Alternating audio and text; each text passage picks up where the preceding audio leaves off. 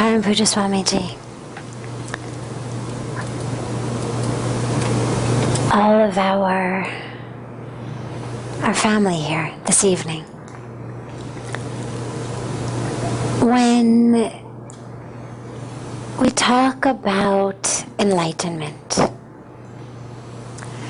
so many of us believe that it's somehow a place to go, something to become, something we have to do, some faraway goal that if we just keep doing the right things in the right way, eventually we'll reach there. And what I want you all to understand deeply, deeply, is that it's not anywhere to go. It's not anything to become. It's the core of who you are, right here, right now. Indian spiritual culture says that the self is perfect, pure, whole, complete, divine. That everything in the universe, and of course not excluding us, everything in the universe is pervaded by the divine. Not just created by the divine, like an artist and his paintings, but actually created of the divine, pervaded by the divine. The very nature of who we are is light. Enlightenment is just living in that. Puja Swamiji always says whenever, because it's a hot topic, so whenever people come, they always say to him, how do I get enlightened? What is enlightenment? And he always says enlightenment is just living in the light. Not the light out there, not the light that belongs to something else that we have to run to get in as though it were a spotlight that we're moving from place to place and we had to keep trying to stay in the light. But the light of who we are. Whenever we are traveling in this country on airplanes, they always have magazines in the back of the seat in front of you on the airplane, and occasionally Puja Swamiji will flip through it just to see what's happening in the city he's going to or across America. And so frequently there are advertisements for various self-development workshops. And he always laughs. He says, self-development? The self doesn't need to be developed. It's as though God somehow did, half a job. He left us kind of half-baked. And now it's up to us to develop it, to finish up the job. No. God did it all right. We're not half-baked. We're not half-done.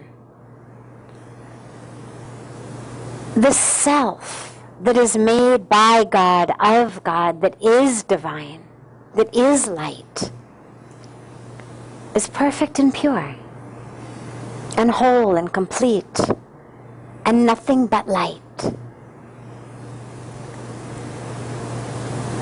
We talk not about salvation, not about saving us from something, but we talk about liberation.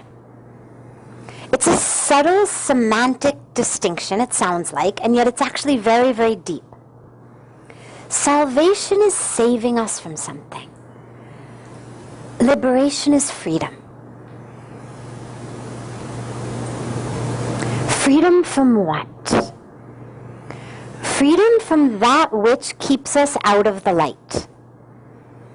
Freedom from that which keeps us bounded, constrained, trapped, tied, chained in the darkness. And what is that? That's what I want to talk about briefly this evening. If the light is there, if who we are is light, then why is it that we're so miserable? Why is it that our lives feel dark and heavy and not light at all? Either light in weight or light in color spectrum. What's happening? And here's where one of my absolute favorite stories comes in. I can't remember where I read it or heard it, but it's one of my all-time favorites, of a temple in Thailand where they'd been worshiping this clay Buddha for hundreds and hundreds of years. And one day the monks in this temple are washing the Buddha.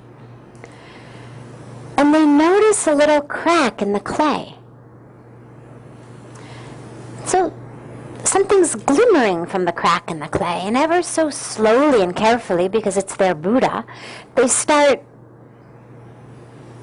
trying to see what it is that's shining and glimmering from within.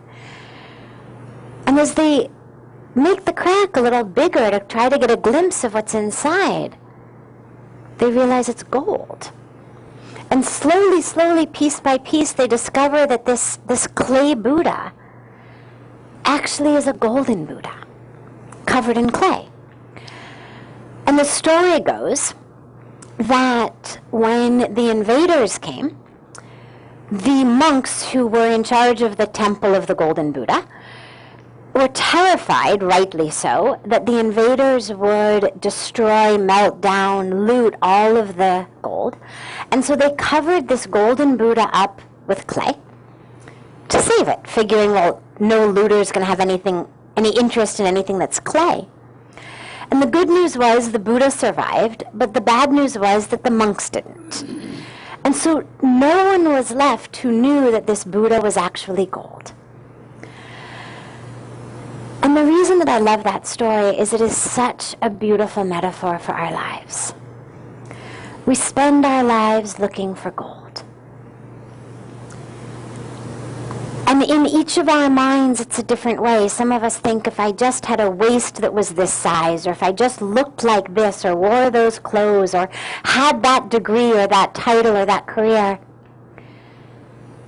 Some of us may go a step deeper. If I just could be like this, or realize that, or understand this, or be knowledgeable about that. But nonetheless, the end result is the same, which is that which I'm looking for is outside of me. Rather than realizing, no, it's actually who I am, but I've covered it up. I've covered it up with this clay. And what is that clay? What is that darkness that keeps us out of the light? What is it that keeps us from not realizing that the light is within us all the time? That darkness, according to the Indian spiritual tradition, is a darkness of ignorance. Just as the light comes from within, so does the darkness. It's not that there's this evil demon darkness, or the villain darkness, or the devil darkness who comes and shrouds our light with his cape and covers it, and then we can't see. As the light comes from within, so does the darkness. But that darkness is a darkness of ignorance. That's all it is. It's an ignorance of not realizing that I'm gold. Every one of us, from young children, one of the things that's most important in our lives is our own identity. Who are we? Hand a child of any age a piece of paper and a pen, and what's the first thing they will write? Their own name. Take them to the beach, they put their finger in the sand, what's the first thing they will write? Their own name. Our identity is very, very important to us. Who are we? that's fine, there's nothing wrong with that. The only problem comes with when we don't know who we really are, and we're not okay with being nothing. We construct these false identities, and that's where the trouble comes. So we base our sense of who we are on the world around us. We get a certain degree, we get a certain career, and we identify with that. I am a PhD. I am a doctor. I am a lawyer. I am a millionaire or a billionaire. I am rich or beautiful, or both. I am so-and-so's husband or wife, so-and-so's mother or father. And so we use these to construct our identities, and the problem is, it's a one-way ticket to suffering, because none of it is permanent. If I identify as I am rich, and the stock market crashes, I lose my money. Well, then not only is my money gone, but my identity is gone. If I identify as I am a doctor, and I get hit with a malpractice suit that takes away my license, or the hospital is downsizing and I get fired or I retire, well, then I haven't only lost my job, I've lost my identity. If I am beautiful, and I get in a car accident that ruins my face, or I age, or my face breaks out, then I lose my sense of self. If I identify as a parent, well, when my kids grow up and move out and no longer need me, not only do I miss them, but I miss me. I've left the house with them. I was so identified as the mother, as the father. My kids went off to college and I'm gone.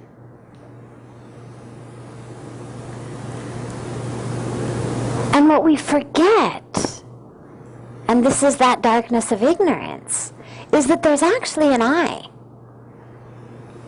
that's been witnessing it all, that's noticed it all, that's watched it all. Or when we identify with our emotions, I am angry, I am depressed, I am anxious. No. At the present moment, or relatively frequently, there is a pattern of chemical and electrical activity going on in my brain that psychologists or doctors have labeled anger or depression or anxiety. But if I could stick an electrode in your brain, which they can do these days, and make you angry, or make you cry, or make you feel lust, well, then that's not the I. If somebody can open up my brain, the brain actually doesn't have any pain sensors, so it's really easy for them to do all of this research. But they can actually put an electrode in my brain and suddenly make me furious. Well, then that's not I. It's activity going on in my brain at the present moment. Okay, it is termed depression, it is termed sadness, it is termed anxiety. But it's not I. I am the one noticing it. I am the one witnessing it. I'm the one naming it. We identify with our stories and our histories. I'm the one who did this, or I'm the one to whom that happened. I'm a victim. I was abused, I was betrayed, I was abandoned, I always get the short end of the stick.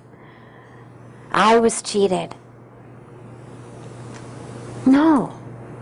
Where is that I? If any of that happened to us more than 7 or 8 years ago, there isn't one cell of our being today to which that happened. Every single cell of our being has regenerated between then and now. So who is that I? It's not I.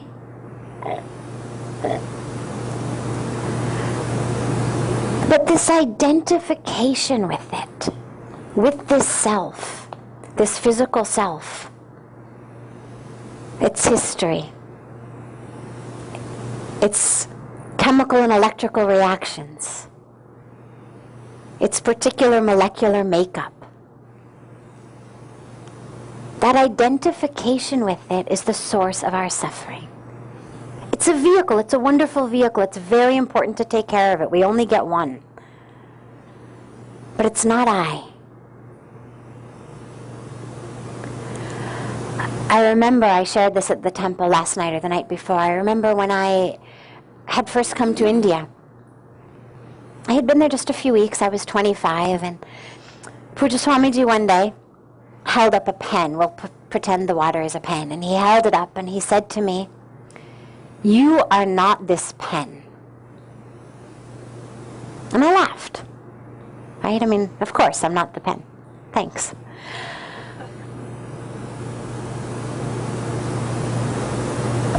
And he looked at me very seriously. And he said, "There will come a day when you laugh in the same way when I tell you you are not that body, and you are not those emotions, and you are not that history. You are no more the body, the emotions, and the history as you are this pen. You just don't realize it yet." And so suddenly, the whole path to light, to enlightenment, becomes not about getting something or going somewhere or becoming something. It becomes a shift in awareness of that light that's already within us. And here's what's very interesting. It's interesting to me.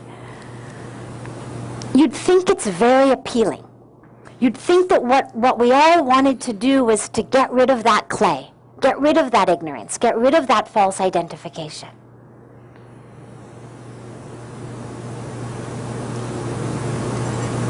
But we're actually very attached to it. When young kids come in from playing outside and they're caked in dirt, and their mom says, "Bath time," what do? They run, they scream, they cry.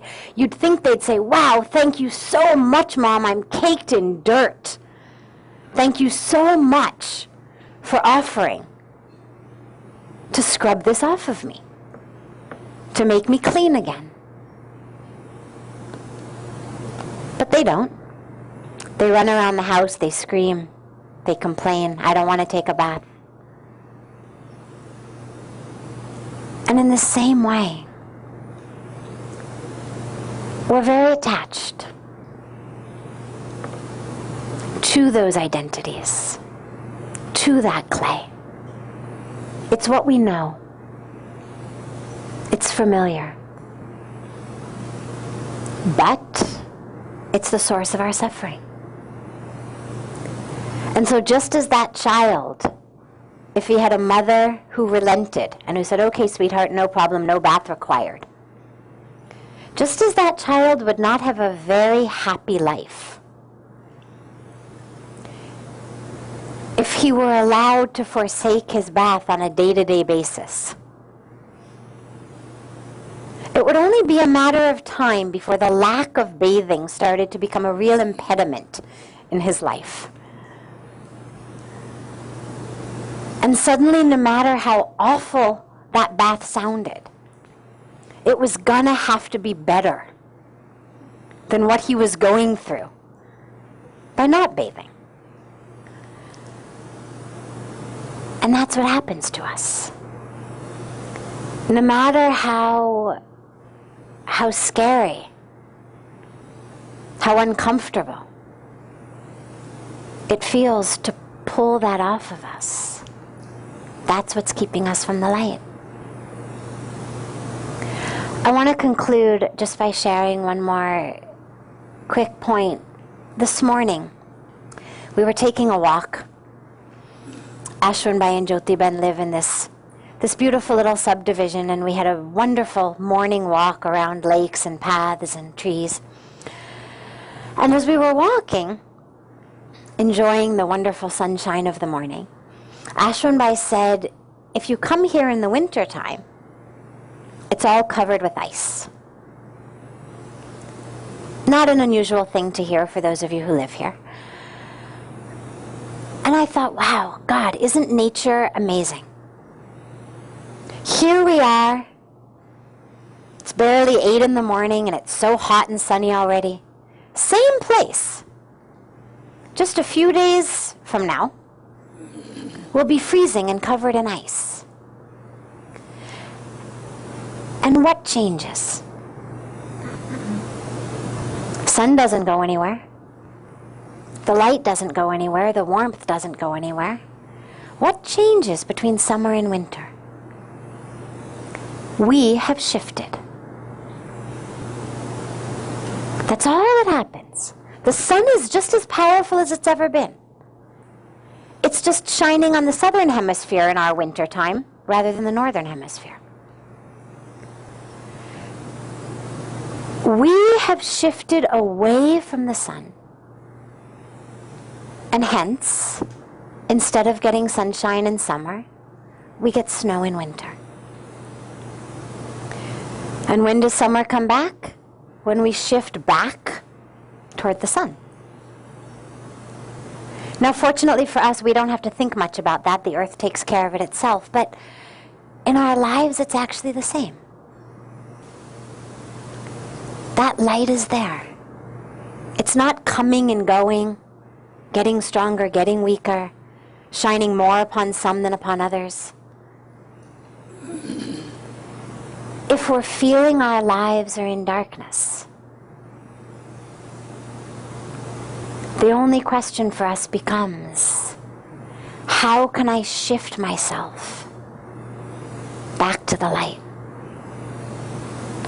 How have I shifted away? And how can I shift back? And that brings us back. Back, not for the first time, but back to the light, to that enlightenment.